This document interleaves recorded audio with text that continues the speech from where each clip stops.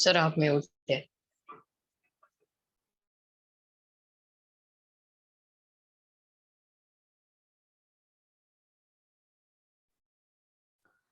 Okay, so good morning. I hope audio clear होगा. हाँ sir. Okay. So in the last class हमने mesomeric का basic start किया था, तो आज उसी को कंटिन्यू कर रहे हैं और उसको थोड़ा सा ठीक से एनालिसिस करते हैं. मेसोमेरिक इफेक्ट का क्या इम्पोर्टेंस है, किस तरह से अप्लाई होता है ये चीजें. ठीक है, तो उसको हम समझ लेते हैं. ठीक है, उम्मीद कर रहा हूँ सारे लोग अब कनेक्ट हो चुके हैं.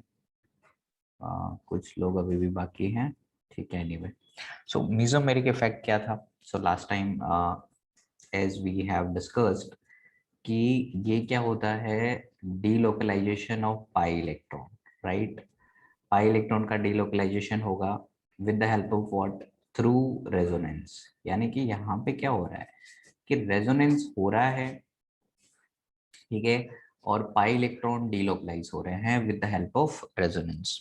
ठीक है, अब देखो कल मैंने एक एग्जांपल बताया था आपको, और ये मेसोमेरिक इफेक्ट भी क्या होता है, दो टाइप का होता है. ठीक है, तो इसमें एक टाइप आपको मिलेगा जिसको हम लोग बोलेंगे प्लस एम, और दूसरे वाले को हम लोग बोलेंगे माइनस एम. ठीक है, is it okay? Now see, plus M वाला जो है वो क्या है, इलेक्ट्रॉन डोनेटिंग इफेक्ट है. So this is electron donating effect. ये आपका इलेक्ट्रॉन डोनेटिंग इफेक्ट है. तो ये चीज आपको क्लियरली अंडरस्टूड करनी है कि जब भी प्लस लिखा होगा इलेक्ट्रॉन डोनेटिंग इफेक्ट होगा, और एक होगा आपका minus M, that is electron withdrawing effect. ठीक है, so this is electron withdrawing effect. So now we are going to see which groups are going to show electron donating effect or plus M effect, right? तो ये चीज का, इस चीज को हम समझते हैं, और ये है ना बहुत ही इजी है. ठीक है, इसका बहुत सिंपल तरीका मैं आपको बताता हूँ, how we are going to check electron donating effect. So यहाँ पे हम प्लस एम को समझने की कोशिश करते हैं. आपको कुछ नहीं करना है, आपको सबसे पहले ये देखना है कि चेक कॉन्जुगेटेड सिस्टम. ठीक है, एक बार आप है ना कॉन्जुगेटेड सिस्टम है या नहीं है इस बात का पता लगाइए. ठीक है, पहला स्टेप ये है. दूसरा स्टेप क्या है कि एक आपको ग्रुप को आइडेंटिफाई करना होगा. Identify the group. ठीक है, आपको उस ग्रुप को आइडेंटिफाई करना होगा पूरे मॉलिक्यूल के अंदर. You need to identify that group. उस ग्रुप में भी क्या करना है, फर्स्ट एटम को आइडेंटिफाई करना है. फर्स्ट एटम थ्रू विच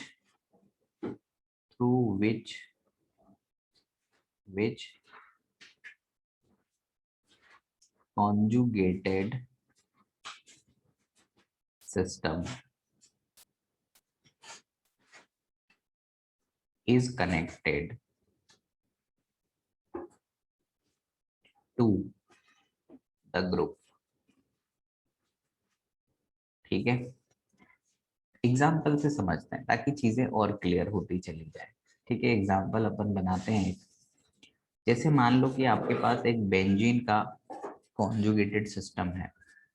ठीक है, यू हैव कॉन्जुगेटेड सिस्टम जो कि एक बेंजीन है, और इस बेंजीन के ऊपर एक ग्रुप लगा हुआ है. ठीक है, और ग्रुप हमारे पास है C और डबल बॉन्ड O और H. ठीक है, ये हमारा ग्रुप है. तो हमने इसको है ना ऐसे सेपरेट कर देना है कि ये जो है वो हमारा यहाँ पे ग्रुप का काम कर रहा है. So this is your group. ठीक है, और ये हमारा कॉन्जुगेटेड सिस्टम है. So this is our conjugated system. अब जरूरी नहीं है कि वो बेंजीन हो, है ना, कुछ भी हो सकता है. इसको हम लोग बोलेंगे कॉन्जुगेटेड सिस्टम, ठीक है, ये आपका कॉन्जुगेटेड सिस्टम है। Is it okay? ठीक है। हाँ सर। अब इसमें है ना, मैंने यहाँ पे एक शब्द लिखा है फर्स्ट एटम। क्या लिखा है मैंने यहाँ पे? फर्स्ट एटम लिखा है, ये वाला। ठीक है, इसको आप देखो, मैं हाईलाइट कर रहा हूँ, फर्स्ट एटम। तो मैं कौन से एटम की बात कर रहा हूँ यहाँ पे? ठीक है, first atom is basically carbon. ये वाली जो एटम है, जो कि इन दोनों को कनेक्ट कर रही है, किन दोनों को? ग्रुप ऑफ एटम को, इसको। सो यहाँ पे जो हमारी फर्स्ट एटम है, फर्स्ट एटम है वो कौन है? कार्बन है। ठीक है, अब देखो, प्लस एम को आइडेंटिफाई करने का तरीका क्या है? फर्स्ट एटम को आपको देखना है,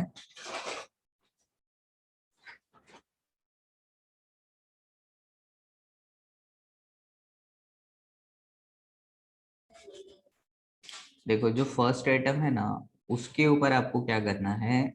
आपको चेक करना है कि whether lone pair is present और नॉट।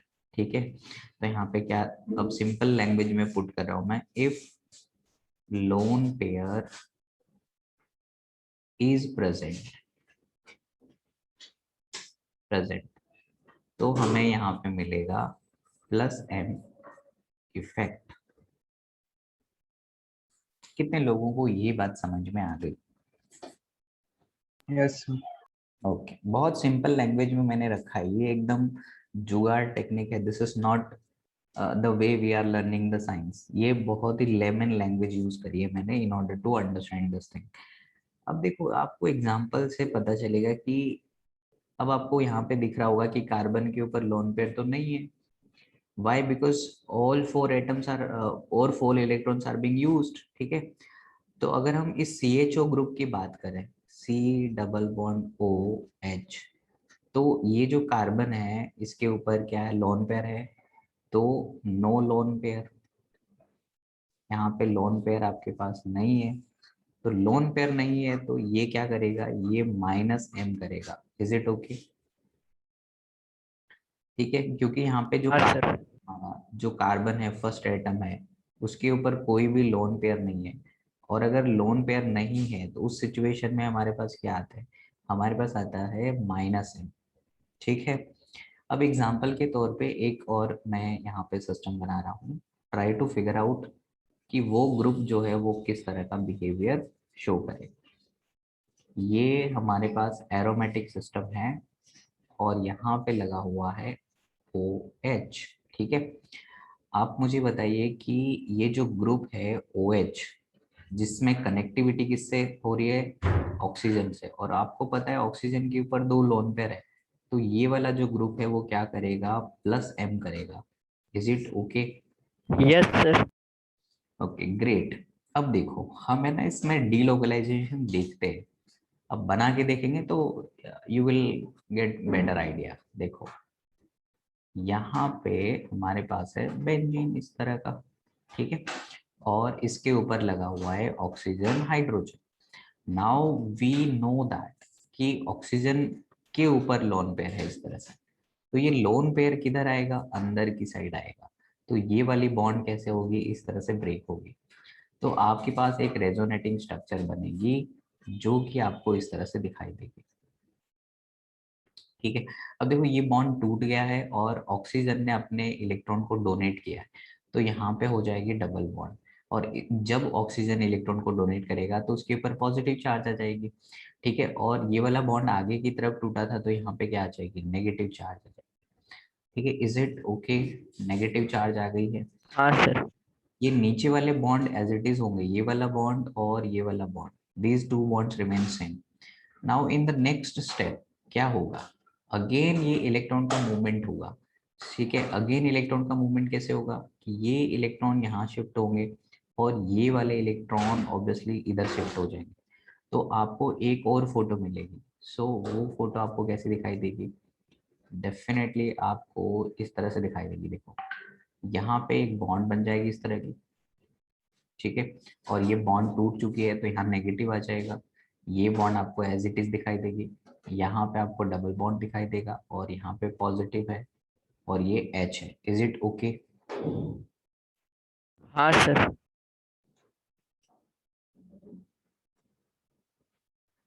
अब देखो हमारे पास ये वाला स्ट्रक्चर बन गया, so again we have one more possibilities. ठीक है, तो एक और पॉसिबिलिटी क्या है, ये नेगेटिव चार्ज यहाँ पे आ जाए और ये इधर आ जाए।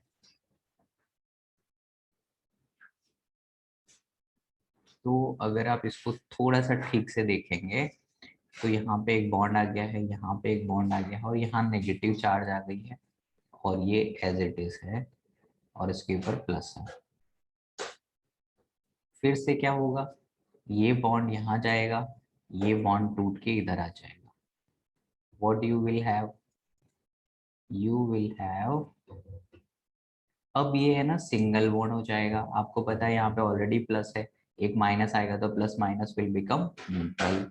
और यहाँ पे डबल बॉन्ड आ गई, यहाँ पे डबल बॉन्ड आ गई और यहाँ पे डबल बॉन्ड आ गई। तो अब आप देख पा रहे होंगे यहाँ पे आपको टोटल 5 स्ट्रक्चर मिल गई है। ठीक है, 1 2 3 4 एंड 5, ये सब क्या है, ठीक है, ये सभी के सभी इनको हम लोग बोलेंगे रेजोनेटिंग स्ट्रक्चर्स बोलेंगे। ठीक है, हाँ सर। और व्हाट अबाउट रेजोनेंस हाइब्रिड, साथ में हम ये भी ट्राई करते चलेंगे कि रेजोनेंस हाइब्रिड इसका क्या बनेगा। तो रेजोनेंस हाइब्रिड इसका अगर आपको बनाना है तो रेजोनेंस हाइब्रिड हम कैसा बनाएंगे, इस तरह से बनाएंगे। आपने यहाँ पे देखा कि नेगेटिव चार्ज है ना कौन कौन सी पोजीशन पे डीलोकलाइज हो रहा है। तो आपने देखा कि नेगेटिव चार्ज हाईलाइट कर देता हूं मैं, एक तो यहाँ पे इस वाली पोजीशन पे है, एक इस वाली पोजीशन पे है और एक इस वाली पोजीशन पे है।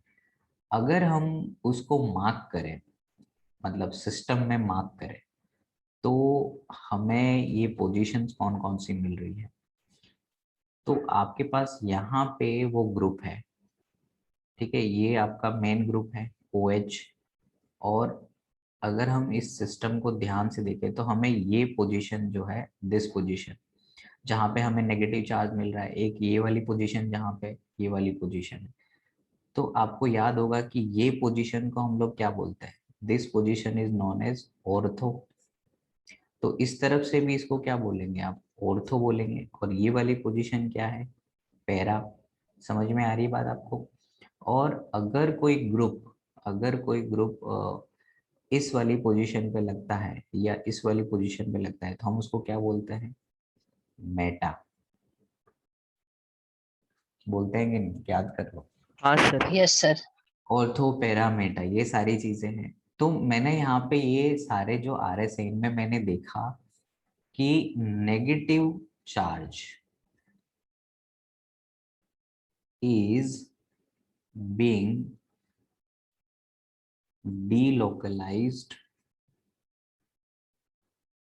at ortho and para position। तो नेगेटिव चार्ज कहाँ कहाँ पे घूम रहा है, ऑर्थो एंड पैरा पोजीशन पे घूम रहा है। Is it okay. तो यस यस सर। अब हमारे पास क्या होगा, देखना ध्यान से, दिस इज OH। अब यहाँ पे है ना पार्शियल बॉन्ड्स आपको दिखेंगे, so let me put it with a different colour. यहाँ पे आपको एक पार्शियल डबल बॉन्ड दिख रहा है, यहाँ पे भी आपको पार्शियल डबल बॉन्ड दिख रहा है, यहाँ पे भी आपको पार्शियल डबल बॉन्ड। क्या इस तरीके से आपको ये पार्शियल डबल बॉन्ड कलर दिखेगा। Yes sir.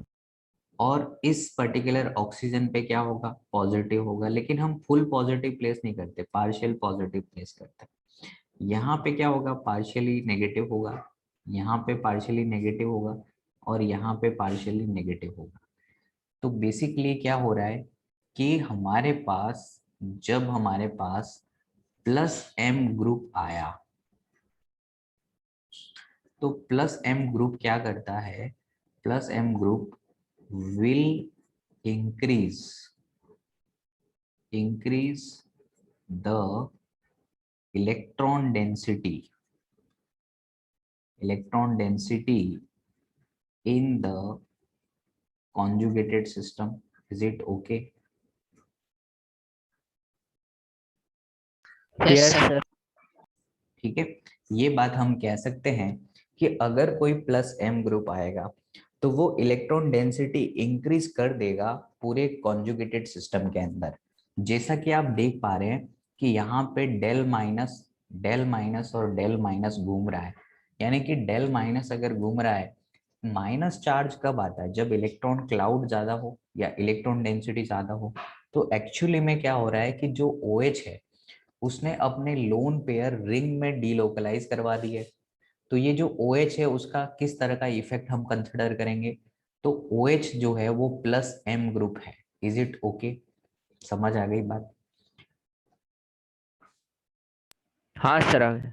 ठीक है, तो इसको है ना कई बार हम लोग प्लस एम इफेक्ट तो बोलते ही बोलते हैं, लेकिन इसी को हम लोग प्लस R इफेक्ट भी बोलते हैं।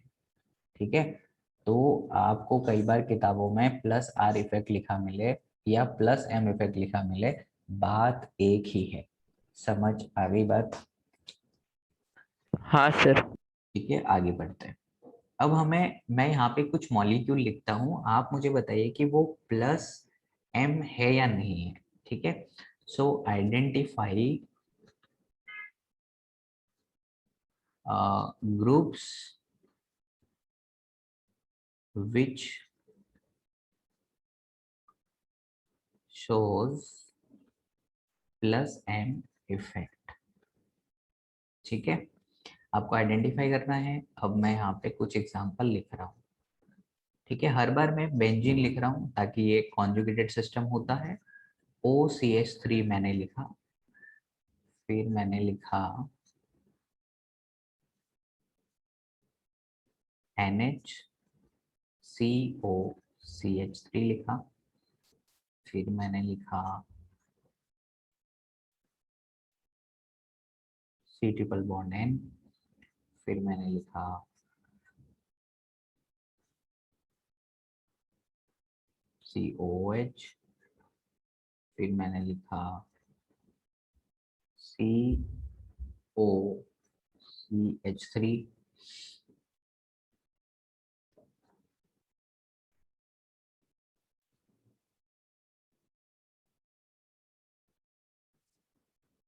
NH2,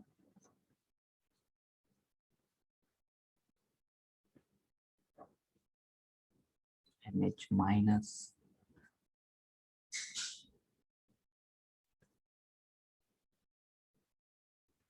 O minus,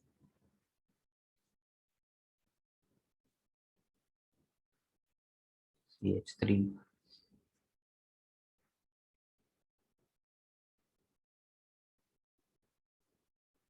NH3 plus,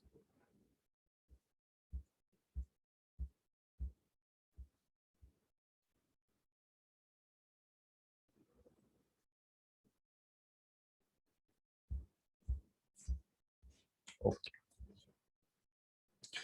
आपको सब में ये पता लगाना है कि कौन प्लस M कर रहा है, कौन माइनस M कर रहा है। ठीक है, तो मेनली प्लस M वाले ग्रुप आइडेंटिफाई कर लो पहले।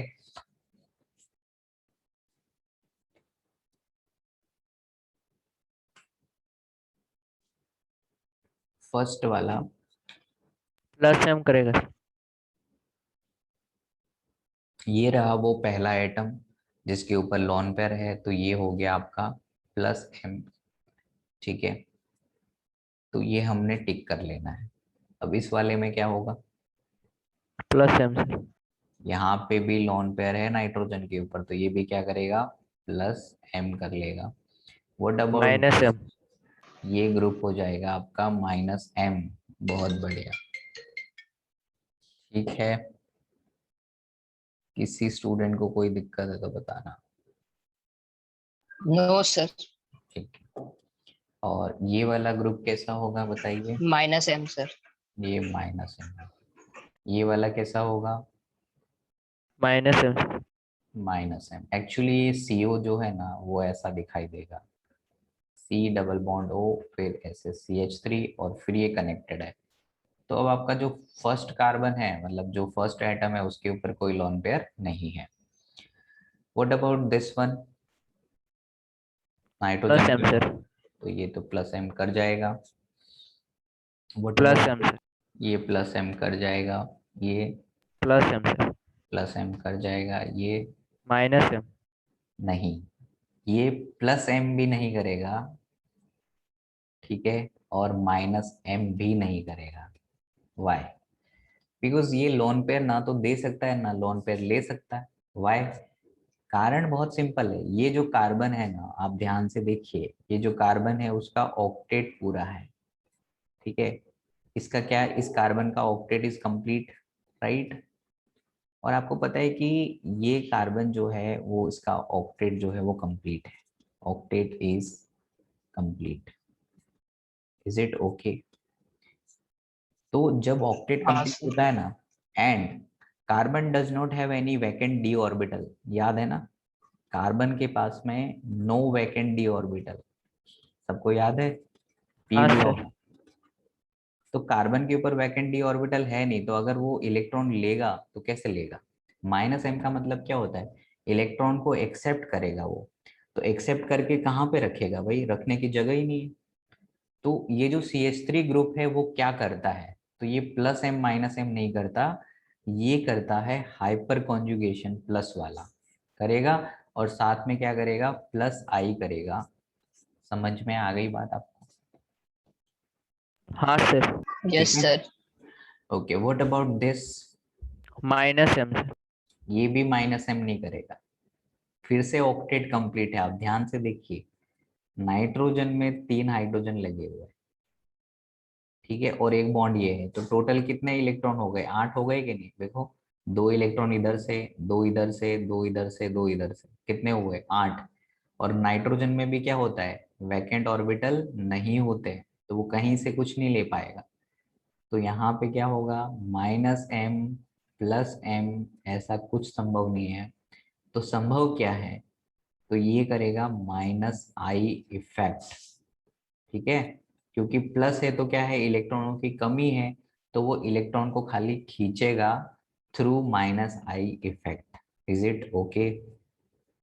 Yes sir. Okay. Now what about the last one? Plus M sir. इसमें कुछ नहीं होने वाला है, क्योंकि आपको मालूम है कि यहाँ पे आपको पता है कि एक लोन पेयर है, लेकिन ये लोन पेयर डोनेशन के लिए अवेलेबल नहीं है। आप समझिए, जीवन में आप कितना डोनेशन करेंगे, आपकी एक लिमिट होगी ना बालक, डोनेशन करने की हर व्यक्ति की एक लिमिट होती है। तो सपोज करो कि ऑक्सीजन के पास में 2 लोन पेयर है, तो मैंने आपको एक दिन बोला था कि किसी बंदे के ऊपर 2 लोन पेयर हो, 3 लोन पेयर हो, 4 लोन पेयर हो, लेकिन वो लोन पेयर एक ही डोनेट करता है, क्योंकि एक ऑर्बिटल ही पैरेलल आ पाता है, और अगर एक बार उसने डोनेट कर दिया तो दूसरी बार वो डोनेट नहीं करता है, क्योंकि उसके ऊपर क्या आता है, पॉजिटिव चार्ज। और एक कॉन्सेप्ट है केमिस्ट्री के अंदर कि अगर किसी स्पीसीज के ऊपर पॉजिटिव चार्ज है तो वो दुखी है, अगर किसी स्पीसीज के ऊपर नेगेटिव चार्ज है तो भी वो दुखी है। तो वो क्या कोशिश करेंगे, वो ये कोशिश करेंगे कि मेरा पॉजिटिव चार्ज और ना बढ़े, मेरा नेगेटिव चार्ज और ना बढ़े। तो मान लो किसी के ऊपर एक पॉजिटिव चार्ज है, तो क्या वो ये गलती करेगा कि उसके ऊपर 2 पॉजिटिव चार्ज बने? No sir. Under normal situation it will not, right? So remember always, if any atom possesses 2 electron or 2 pair of lone pairs or 3 pair of lone pair, only one lone pair is going to be donated by that atom, ठीक है। The second lone pair or extra lone pair is not available for the donation purpose. Let me give you one more explanation for the same. देखो, actually में oxygen का electronic configuration आप देखेंगे ध्यान से तो आपको पता चलेगा 1s2, 2s2 और 2p6 होता है, सॉरी 2p4। याद आ गया आपको? बताओ इलेक्ट्रॉनिक कन्फिग्रेशन हाँ ये होगा। सर। अब ध्यान देना, यहाँ पे है ना, जैसे मान लो कि अगर हम इसके स्ट्रक्चर को बनाए तो यहाँ पे पेयर ऑफ इलेक्ट्रॉन है जो कि 2s में है, और 2p वाले इलेक्ट्रॉन कुछ इस तरह के हैं। अब क्या हो गया, प्लस हो गया, मतलब ऑक्सीजन के ऊपर पॉजिटिव चार्ज है, तो ऑक्सीजन क्या करेगा, इस तरह से अनपेड इलेक्ट्रॉन कर लेगा। तो अब आपको पता है कि ये है ना सामने जैसे हाइड्रोजन के साथ लिंक कर रहा है, हाइड्रोजन के साथ लिंक कर रहा है, तो हाइड्रोजन एक इलेक्ट्रॉन इस तरह का दे देगा इसको, और इनके बीच में क्या हो जाएगी, पेयरिंग हो जाएगी। तो मैक्सिमम 3 बॉन्ड बन गए ऑक्सीजन के ऊपर, इस तरह से 3 बॉन्ड बन गए, उसके ऊपर एक पॉजिटिव है, तो ये दिखेगा आपको, है ना। तो जब पॉजिटिव होगा तो वो 2p3 हो जाएगा, इज इट ओके, क्योंकि 2p4 तो होगा नहीं। तो इसके पास 3 बॉन्ड इस तरह से बन गए। अब एक जो पेयर ऑफ इलेक्ट्रॉन है वो कहाँ पर प्रेजेंट है, ये 2s में प्रेजेंट है। आप मुझे बताइए 2s और न्यूक्लियस के बीच में कौन कैसा डिस्टेंस होता है, न्यूक्लियस ऑफ एटम। आपको पता है कि 2s orbital is close to the nucleus of an atom, is it okay, compare हाँ टू सर। 2p। हाँ विथ रिस्पेक्ट टू 2p बात कर रहा हूं मैं, 2p और 2s में बात कर रहे हैं। तो अगर 2p और 2s के कंपैरिजन में हम देखें तो 2s orbital is very close to the nucleus. तो क्या ये न्यूक्लियस को जाने देगा, मतलब न्यूक्लियस 2s वाले इलेक्ट्रॉन को जाने देगा, बोलेगा नो ना। सर। यहाँ पे क्या होगा, स्ट्रॉन्ग इलेक्ट्रोस्टैटिक फोर्स होगा। समझ में आ रही बात, स्ट्रॉन्ग इलेक्ट्रोस्टैटिक फोर्स होगा। तो याद रखना है 2s ऑर्बिटल के जो इलेक्ट्रॉन होते हैं वो बॉन्ड फॉर्मेशन में पार्टिसिपेट नहीं करते हैं, और ये कॉन्सेप्ट मैंने आपको बताया था, उसको बोलते थे inert pair effect. Is it okay now, हाँ सर। अब याद आ गया इनर्ट पेयर इफेक्ट। मतलब जो लास्ट अंदर जो 2s के ये जो s ऑर्बिटल के जो इलेक्ट्रॉन्स होते हैं वो बेसिकली बॉन्ड फॉर्मेशन में पार्टिसिपेट ही नहीं करते। कारण ये है कि वो है ना न्यूक्लियस से काफी ज्यादा स्ट्रॉन्ग फोर्स से, है ना, अट्रैक्टेड होते हैं। तो they are they are actually held by the nucleus of an atom, so they are not going to participate in the bond formation, और you may say रेजोनेंस में वो डीलोकलाइजेशन में पार्टिसिपेट नहीं करेगा। मैंने आपको यहाँ पे चीजें समझाई, तो इज इट ओके कि यहाँ पे कब प्लस एम कब माइनस एम, हमेशा माइनस एम नहीं आएगा।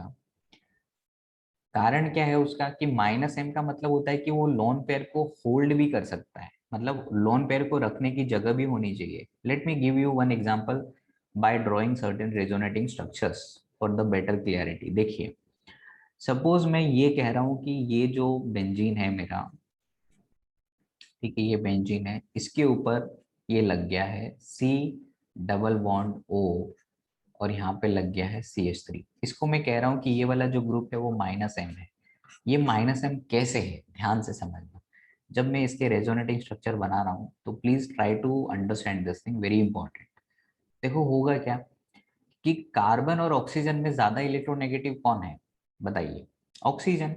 तो ये वाली जो बॉन्ड है वो ऐसे टूटेगी, समझ में आ रही बात।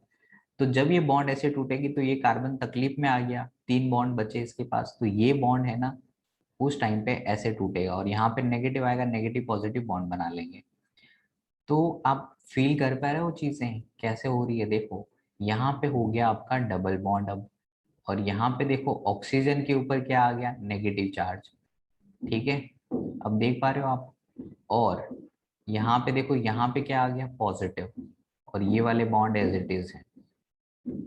तो देखो ऑक्सीजन ने क्या करा, अपना एक बॉन्ड ब्रेक किया और एक लोन पेयर को उसने रिंग में से ऊपर खींच लिया। समझ रहे हो आप। इलेक्ट्रॉन का फ्लो कैसे हो रहा है, इस तरह से हो रहा है कि नहीं, बताओ। हाँ सर। ठीक है, तो रिंग में से एक लोन पेयर कहाँ चला गया, ऑक्सीजन के ऊपर चला गया। क्या ऑक्सीजन के पास कैपेसिटी है लोन पेयर को होल्ड करने की, हाँ, समझ में आ रही बात, क्योंकि वो अपने पाई बॉन्ड को ब्रेक कर सकता है। आई होप इट इज क्लियर। अब देखो ये इसके जब आप नेक्स्ट स्ट्रक्चर को ड्रॉ करेंगे तो आपको सारी चीजें और क्लियर होती चली जाएंगी। ये होगा आपका CH3, O पे माइनस रहेगा, एंड सी आपको कुछ करना नहीं होता, ये प्लस को आप है ना पैरा पोजीशन पे लेके आ जाओ और ऐसा बना लो, ठीक है। और फिर से आप अगर ऐसा करेंगे तो अब आपको ऑर्थो पे प्लस लेके आना है, और अब आप बॉन्ड शिफ्ट कर सकते हैं इस तरीके से, और ये बन गया आपका, oh sorry, this O is having single bond, CH3 और O पे माइनस। अब फिर से क्या होगा, फिर से अब ये ऑक्सीजन वापस से अपना इधर लोन पेयर दे दे, ठीक है। ये बॉन्ड अपना ब्रेक होगा इस तरफ, ठीक है। तो again you will have this, type of structure. यहाँ पे बॉन्ड आ गया, यहाँ पे बॉन्ड आ गया, यहाँ पे बॉन्ड आ गया, और C डबल बॉन्ड OCH3। ठीक है, तो ये हो गया 1 2 3 4 और 5। ये क्या हो गया आपके, ये सभी हो गए आपके RS। Is it okay?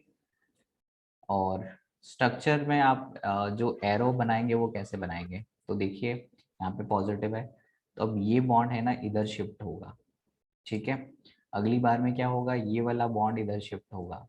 ठीक है, अगली बार में क्या होगा, ये वाली बॉन्ड है ना यहाँ पे शिफ्ट होगी, और ऑक्सीजन वाली बॉन्ड यहाँ पे शिफ्ट होगी। So this is how we will reach to the that level. I guess it is clear to everyone.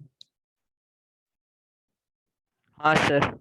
ठीक है, तो 5 रेजोनेटिंग स्ट्रक्चर इसमें भी बने, लेकिन -m है ये। अब आप सोचेंगे कि सर वो हमें दिखाइए कि n+ वाले में क्यों नहीं हो रहा था। So let me show you that also. यहाँ पे नाइट्रोजन था, और आपको पता है यहाँ पे 3 हाइड्रोजन ऐसे लगे हुए थे, और इसके ऊपर क्या था, प्लस। तो हमने इसको -m क्यों नहीं किया? रीजन बहुत सिंपल है। देखो, जब ये बॉन्ड ऐसे टूटेगा जैसे यहाँ पे हुआ है, इसी तरीके से इसको ऐसे ब्रेक करूंगा मैं, तो यहाँ पे क्या आएगा, माइनस। माइनस और प्लस, आप सोचेंगे कि सर बॉन्ड बनाइए ना, क्या दिक्कत है, बना देते हैं अपने। अब देखो, जब हम ये बॉन्ड को तोड़ेंगे तो यहाँ पे क्या आ जाएगा, प्लस आ जाएगा। Is it okay? और यहाँ पे क्या, डबल बॉन्ड आना चाहिए, और n। अब ध्यान से देखो, n के ऊपर क्या हो गया, 5 बॉन्ड बन गए। आप समझ पा रहे हैं बात को? क्या यस ये सर। क्या ये स्ट्रक्चर जो हमने बनाए ये रियल में पॉसिबल है? No sir. This structure is not possible. I hope it is clear. Not possible. क्यों नहीं पॉसिबल है? सबसे पहला कारण तो ये है कि यहाँ पे ध्यान से देखो, ये जब बॉन्ड बना रहा है तो नाइट्रोजन की वैलेंसी कितनी होगी, 5 बॉन्ड्स। क्या वो 5 बॉन्ड बना सकता है? कभी नहीं बना सकता, क्योंकि नाइट्रोजन का जो इलेक्ट्रॉनिक कॉन्फ़िगरेशन है वो उसकी परमिशन ही नहीं देता। ठीक है, तो ये हमारा इलेक्ट्रॉनिक कॉन्फ़िगरेशन है, और अगर इसमें मैक्सिमम मैं अनपेड इलेक्ट्रॉन करना चाहूँ तो S का अनपेड कर सकता हूँ, और P के 3 कर सकता हूँ। ठीक है, वो भी तब जब मेरे पास नाइट्रोजन पे एक प्लस चार्ज होगा। तो ये क्या करेगा, एक बॉन्ड यहाँ से बनाएगा, तो एक बॉन्ड यहाँ से बनी, एक बॉन्ड यहाँ से बनी, एक बॉन्ड यहाँ से, एक बॉन्ड यहाँ से, तो मैक्सिमम sp3 हो सकता है। ठीक है ना? Yes sir. So nitrogen will never form 5 bonds, right? So that's why -m of this group is not possible. अब आप समझ गए होंगे कि इसका -m संभव नहीं है। ठीक है, हाँ सर। ठीक है, तो ये है आपका -m is not possible का idea.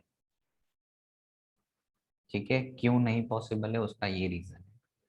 So I hope it is clear to everyone. This is how we have to think कि +m और -m को किस तरह से हम स्टडी कर सकते हैं।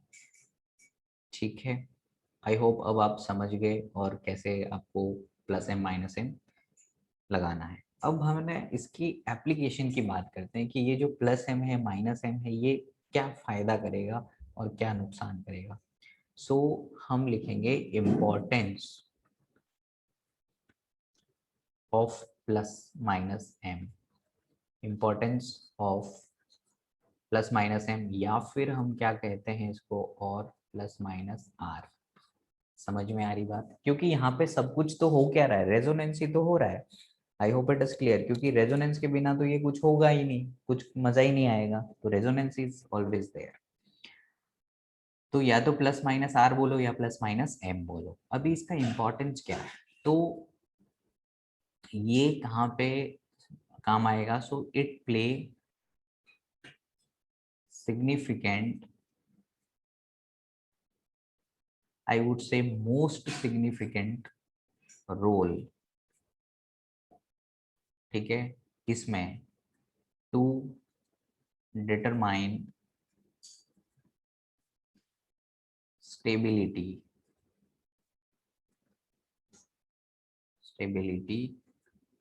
Of carbocation, carbanion, free radical.